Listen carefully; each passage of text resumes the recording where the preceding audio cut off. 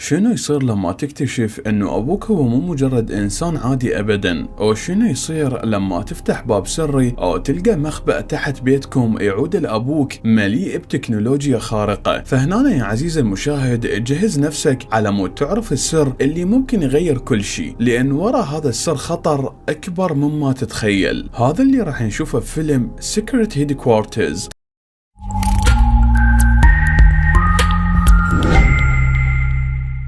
تبدأ قصة الفيلم بجندي اسمه ايرونز وهو يتكلم ويا القاعدة ويقول لهم دا اشوف شي غريب، فيقولوا له ابتعد عنه، لكن هو يصر انه يتقرب على مود يشوفه شنو. وهنا يسمع صوت انفجار قوي، او بعدها ننتقل لجاك اللي كان دا يلعب ويا ابنه شارلي، وزوجته ايضا كانت وياهم برحلة تخييم بالليل وسط الغابة، او فجأة يشوفون شي دا يوقع من السماء قريب عليهم. وهنا جاك يروح بسيارته، واثناء القيادة يوقف قدام سيارة جندي مجهول، ولما يسأل عن اسمه يجابه ويقول له انه اني كابتن ايرونز من القوات الامريكيه. فيروحون بعدها باتجاه الجسم الغريب، او لما يتقرب ايرونز عليه على مود يكتشفه شنو، يقول له انه هو تكنولوجيا قويه جدا وجايه من الفضاء، او بعدها تطلع كره مضيئه وتحوم بالمكان. او لما تتجه لايرونز هي ترفضه، لكن المفاجاه لما تقبل الاقتران ويا جاك فيصير انفجار قوي وايرونز يتاذى، بس جاك كان محاط بهاله تحميه. او بعد فتره من الزمن نشوف الاخبار وهي تحكي عن ظهور بطل خارق اسمه الحارس، واللي هو دي يساعد الناس اللي خلت جريمة قلب العالم. وبنفس الوقت تبدأ المشاكل بين جاك وزوجته، ونعرف انه جاك هو بدأ يرفض انه يلعب ويا ابنه شارلي بسبب انشغاله الدائم. وهسه ننتقل من هاي الاحداث بعد 10 سنوات، ونشوف شارلي هو كان بالصف، فتدخل الطالبة الجديدة اللي يكون اسمها مايا، ونعرف انه هي كانت صديقة شارلي، وهي انتقلت سابقا بسبب مشكلة بيناتهم. وبعد ما يخلص الدرس تبدأ مباراة كان مشارك بيها جاك وصديقه بيرجر، او جاك كان حزين لان ابوه ايضا ما حضر المباراة بسبب انشغاله. فالمباراة تنتهي لما يخسر جاك قدام المدرسة كلها، فيرجع للبيت وهو حزين ومحرج. وبعدها امه تاخذ اللقاء ابوه، وهنا نعرف انهم انفصلوا عن بعض. او لما يوصلون البيت يستقبل ابوه، فامه تقول لجاك احكي ويا شارلي وخليه يحس انه انت مهتم بيه. وبعدها عفته وراحت. او لما يبقون لوحدهم جاك يعتذر لابنه على انشغاله الدائم، ويقول له انا جايب لك هدية اللي هي قفاز اللعب. فشارلي يعصب ويقول له انه اني احسر وانت كل شيء ما تعرف عني، او متاكد حتى عيد ميلادي ما تتذكر ايش وقت. او بعدها هم يلعبون سويا بالالعاب، فشارلي هنا نشوفه هو فرحان كلش هوايه. لكن بعدها يجي لابوه اتصال ويقول له انه انا لازم اروح يومين وارجع. فشارلي يعصب ويقول له انت من البدايه ما ردت اجي يمك لان انت اب فاشل، او انا راح اتصل بامي حتى تجي تاخذني. فيتصل قدامه ويروح جاك ويتركه بالبيت. والمفاجاه انه شارلي اتصل بصديقه بيرجر، وهم اتفقوا على مود يجي يمه. ولما يندق الباب شارلي يفتحه فيلقى بيرجر جايب وياه مايا وليزي. فينصدم شارلي، لكن بيرجر يقول له انه هاي فرصه على مود تدعوها ترقص وياك بالحفله. وهم دا يفترون بالبيت مايا تشوف لوحه شارلي وابوه وعليها تاريخ ميلاد شارلي. او بعدها بالخطا شارلي يحرق مجموعه من الكرات اللي على المكتب، وهم ينصدمون لما ينفتح باب ورا المكتب، لكن هم كانوا يحتاجون رمز الدخول إله. فليزي كانت تحاول تكتب تاريخ الميلاد اللي على الصوره، والمفاجاه انه الباب انفتح. وهنا هم يشوفون مصعد ينزلهم المئات الاميال تحت الارض، وهم كانوا مبهورين باللي دا يصير. او بعدها هم يوصلون للغرفه كبيره جوا الارض بها اجهزه غريبه. او لما يفتحون الحاسوب يعرفون انه هذا مقر البطل الخارق اللي يكون اسمه الحارس. وهنا كلهم يستوعبون انه والد شارلي هو نفسيته الحارس، لكن شارلي من الصدمه ينكر الموضوع. او بعدها نشوف رئيس شركه تصنيع للاسلحه، وهو كان مكلف ايرونز ومجموعه من الجنود على مود يعرفون مكان الحارس، لان هم صار سنوات يدورون عليه. وهسه نرجع للاطفال اللي بقوا يفترون بالمكان ويجربون مجموعه من الالات، وايضا يشوفون السياره اللي يستخدمها الحارس. فشارلي يعرف انه هي فعلا سياره ابوه، وهو يقول لاصدقائه احنا لازم ننظف المكان ونطلع. فمايا تقول لهم انه احنا باكر عندنا امتحان، وهي تجيهم فكره. وبثاني يوم بالمدرسه يستخدمون واحده من الالات على شكل بوابه، واللي هم لقوها بالمقار على مود يغشون بسهوله. او لما يخلصون يضموها بخزانه المدرسه، وهنا تطلع اشاره الطاقه المجموعه ايرونز، خاصه لما شارلي يستخدم اداه ثانيه على مود يقدر يفوز بالمباراه. او بعد المدرسه يستخدمون سياره ابوه حتى يرجعون للبيت. او لما كانوا بده يقودون بسرعه الشرطه تتبعهم، فهم يخافون كلش هوايه، وعلى مود يهربون منها يستخدمون اقصى طاقه بالسياره. وهذا اللي خلى ايرونز يحدد مكانهم بالضبط وين. وبهاي الاثناء جاك يرسل رساله لشارلي ويقول له انه انا ما راح اقدر ارجع الا بعد كم يوم. او لما يدخلون المقر يبدون يتدربون على استخدام الادوات اللي يعدهم. وهنا ليزا تصعد فوق فوق. او شارلي كان يحاول يتكلم ويا مايا عن الحفلة لكن هو ما قدر. وبأثناء تجولهم بالمقر كانت عصابة ايرونز وهم وصلوا للبيت وبدأوا يفتشوه، او لانه ليزي مخليه سماعات ما قدرت تسمع شيء. او بعد هالعصابة ينزلون بالمصعد، وهنا شارلي ومايا يشوفون الأضوية مالتهم فيهربون فورا. او لما يلتقون بصديقهم بيرجر يعرفون انه ليزي فوق واللي كانت تتصل بصديقها على مود يجي للبيت. او بعدها يشوفها واحد من العصابة فهي تخاف وتهرب فورا. او هسه نرجع للبقية اللي كانوا بالمقر وهم كانوا يحاولون يطلعون من الجراج، لكن العصابة تعرف انه اكو احد موجود فيغلقون كل البوابات فورا. او بعدها الاولاد ما لحقوا يطلعون فينحبسون بالمكان. اما ليزي فقدر رئيس العصابة انه يلزمها. او بعد شوية يجي صديقها اللي هو اخو بيرجر، فالعصابة يلزموه ويحبسوه ويا ليزي. وهنا شارلي واصدقائه كانوا دا يهربون فيشوفون مصدر الطاقة. او مباشرة شارلي يروح ويشيله. او يعرف ان العصابة يريدوه، او حتى ما يخذل ابوه هو قرر انه يحافظ عليه. فيتفق ويا اصدقائه انه ما يسلم المصدر للعصابة. لكن لما بيرجر يعرف انه اخوه ليزي هم ويا العصابة يقول لهم اذا ما تسلمون نفسكم راح نقتلهم. فيتعاركون هو وشارلي لانه شارلي رفض انه يسلمهم المصدر. او بعدها بيرجر قرر انه يتركهم ويسلم نفسه. وبهاي الاثناء شارلي ومايا يتسللون ويسرقون الادوات اللي كانوا يدربون عليها وهم شحنوها بمصدر الطاقة. فالعصابة هنا تبدا تنشر متفجرات بالمكان على مود يفجرون المكان بعد ما يطلعون منه. وبهاي اللحظة بيرجر يشوف الرئيس بالصدفة فيستخدم الاداة اللي عنده يربطه بالكرسي، وهو يرجع لاصدقائه وهو ماخذه وياه. فهنا قرروا انه يقاتلوهم سوية. لكن الرئيس لما يشوف المصدر وهو موجود يم شارلي يقول له انه انا اريد استخدمه على مود اساعد العالم، وابوك ما يعرف شنو القوة اللي يبيه، هو مجرد ماخذه لنفسه فقط، واذا سلمته الي راح اخليكم تطلعون من هنا احياء. فهنا يتواصل شارلي ويا العصابة ويقول لهم خلينا نسوي مقايضة، انتم تاخذون المصدر ورئيسكم بمقابل اصدقائنا. وبالفعل هم يوافقون. او لما يسلموهم الرئيس يقول لشارلي انطينا المصدر فيسلمه له. وهنا الرئيس يأمر العصابة انه يتخلصون من الاولاد، لكن ايرونز يمانع ويقول له ما يصير نأذيهم والمصدر لازم نعرضه لكل العالم. لكن الرئيس رفض. والمفاجأة هنا لما المصدر يتفتت بايده او نعرف انه شارلي خدع وسلم واحد هو صانع من الحجارة. او بهاي الاثناء شارلي واصدقائه يركضون، او كل واحد بيهم ياخذ الاداة او يبدا يستخدمها على مود يدافع عن نفسه. وبهذا الوقت جاك كان بالطريق وهو اتصل بزوجته على مود يطمن على شارلي، فهي تقول له خليني احكي ويا شارلي. لكن جاك ينصدم لما يعرف انه شارلي مو موجود ويا امه، فيفعل كاميرات البيت على مود يشوف شنو دا يصير. او هو لما يشوف يعرف انه العصابة ببيته فيطير باقصى سرعة للبيت على مود يساعد ابنه. او هسه نرجع لشارلي واصدقائه اللي هم كانوا مستمرين يهربون من العصابة. او قبل لا يوصلون المصعد العصابة تشمر عليهم قنبلة فيتأذون ويوقع مصدر الطاقة من ايد شارلي. او للاسف الرئيس ياخذ مصدر الطاقة، لكن شارلي رفض انه يطلع بدون ما يرجع المصدر إله، فيرجعون على مود يقاتلوهم من جديد وياخذون المصدر. وهنا ليزي قدرت انه تاخذ المصدر او تنطيه شارلي، فهو استمر يركض به لحد ما يوصلون للمصعد. اما ايرونز فهو يوقف بطريقهم ويقول لهم انه المصدر انا اللي لقيته بالاول، وابوك هو اللي سرقه من عندي وهرب. او اول ما يخلي ايده على المصدر على مود ياخذه يشوف المستقبل، وعرف انه اذا الرئيس اخذ هذا المصدر فمعناها راح تكون حروب مستمرة بالعالم. او هو فهم انه الرئيس دا يخدعه. او لما ايرونز والرئيس دا يتناقشون على المصدر الاولاد يستخدمون البوابة ويدخلون بيها فيعبرون للجهة الثانية منها واللي كانت بخزانة المدرسة. وبسرعة الاولاد يدمرون البوابة الاولى على مود يمنعوهم انه ياخذون المصدر. او فجأة جاك يدخل للمقر ويقول لهم لا تقتلوني انا مجرد موظف. فالرئيس يسأل ايرونز ويقول له هذا الحارس لو لا، لان هو الوحيد اللي يعرفه. فايرونز يقول له الحارس مو هو. او لما يسأل جاك يقول له انت الحارس ايضا، فيجاوبه ويقول له لا. وهم يقولوا له افتح الحقيبة وشنو مخلي بيها. او اول ما يفتحها تطلع من عنده ذراع البدلة مالت الحارس واللي بيها درع وسلاح يقدر من خلالها يدافع بيها. وهنا هو يقول لشارلي انه انا الحارس. او شارلي يسوي نفسه مصدوم على اساس انه هو ما يعرف. فليزي تسأله وتقول له انه ليش بس ذراع اكو، ليش مو البدلة كاملة؟ فيجاوبها ويقول لها انه الشحن قرب يخلص لذلك البدلة ما تتفعل كاملة. وهنا يعرف الرئيس انه البدلة موجودة ايضا بداخل الحقيبة الاخرى. وباثناء ما جاك يقول لشارلي وين المصدر انه احنا لازم نشحن البدلة، فجأة الرئيس يهاجم جاك بالبدلة اللي لبسها. او بعد ما يتأذى جاك يغمى عليه فالرئيس يحاصرهم. او قبل لا يقتل جاك يسألهم ويقول لهم وين مكان المصدر. او لما يهدد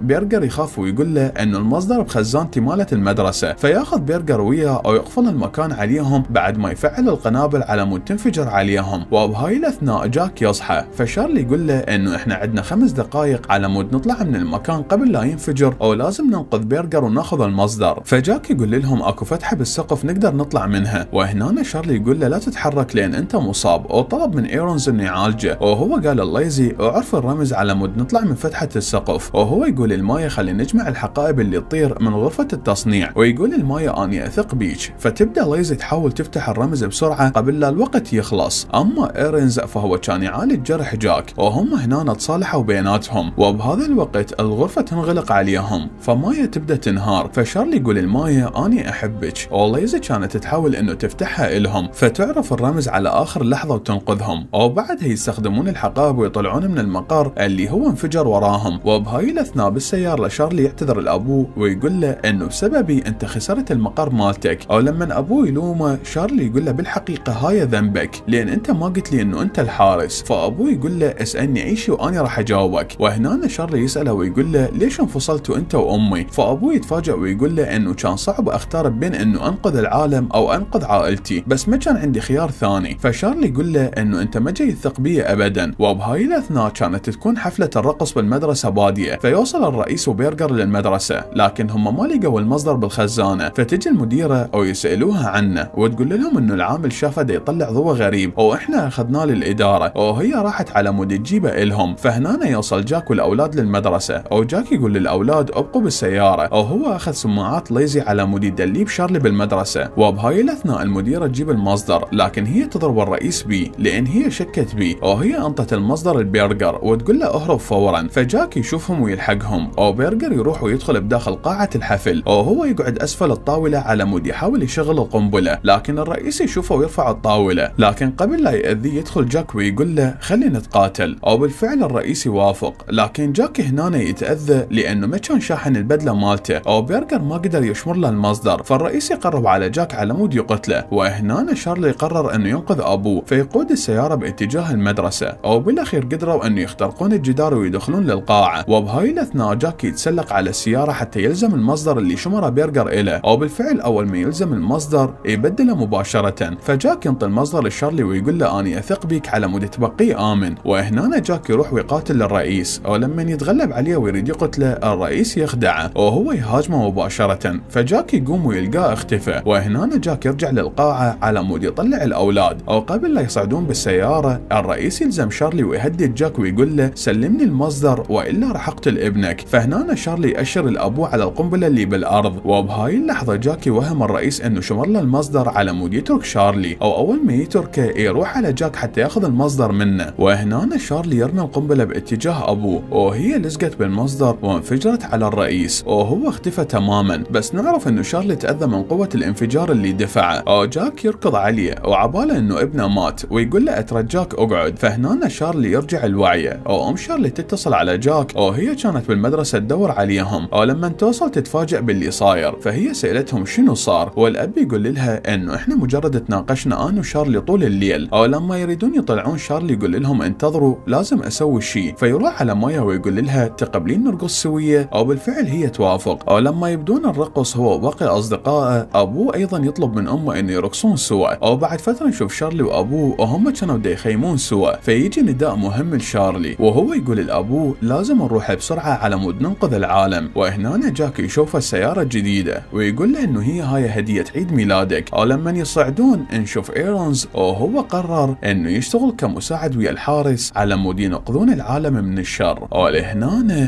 تكون نهاية الفيلم.